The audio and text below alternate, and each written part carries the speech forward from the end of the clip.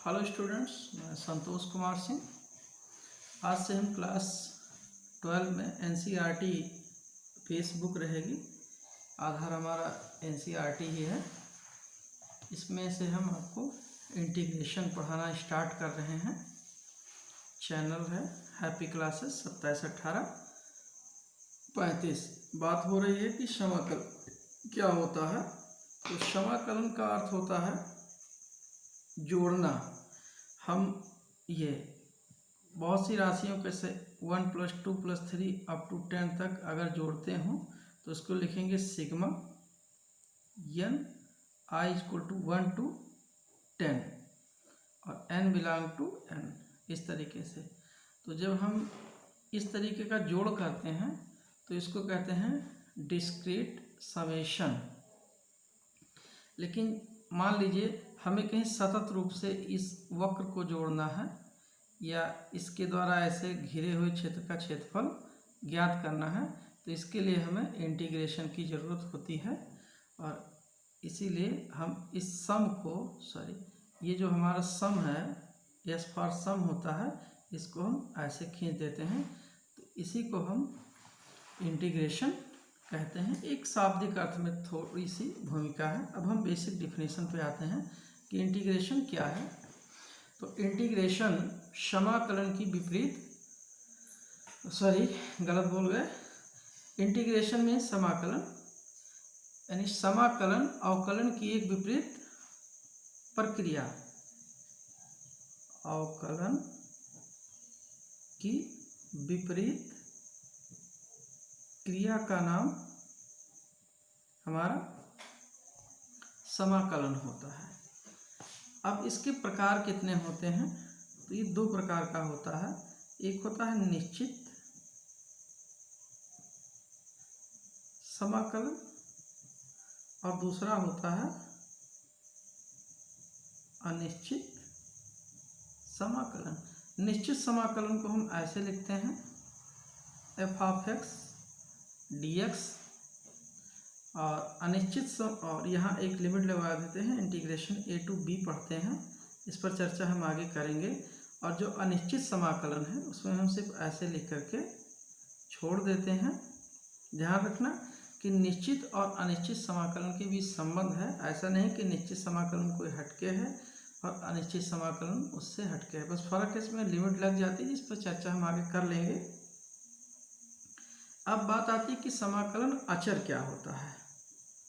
ये समाकलन अचर, इसको अंग्रेजी में कहते हैं कांस्टेंट ऑफ इंटीग्रेशन। समाकलन अचर की इंग्लिश है कांस्टेंट ऑफ इंटीग्रेशन। समाकलन अचर हम एक उदाहरण के द्वारा समझाते हैं।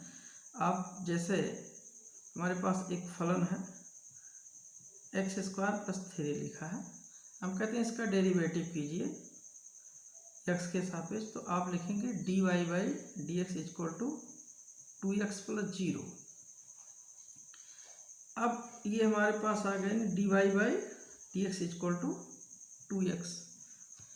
अब हमें इसी का इंटीग्रेशन करना है, इंटीग्रेशन। तो अगर हम dy/dx = 2x का इंटीग्रेशन करेंगे तो हमें यही चीज़ मिलनी चाहिए, क्योंकि अभी भी मैंने कहा कि समाकलन अवकलन की विपरीत प्रक्रिया है। अर्थात अगर हम समाकलन करें तो हमें वही मेन अवकलन वाला फलन मिल जाना चाहिए।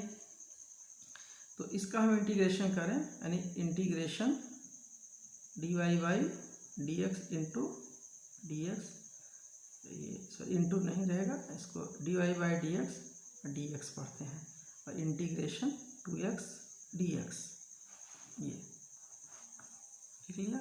अब dx काट दीजिए तो आपका बचा dy, और ये 2 आप बाहर निकाल लें, इस पर डिस्कस अभी हम आगे कर रहे हैं। तो ये हो गया x dx।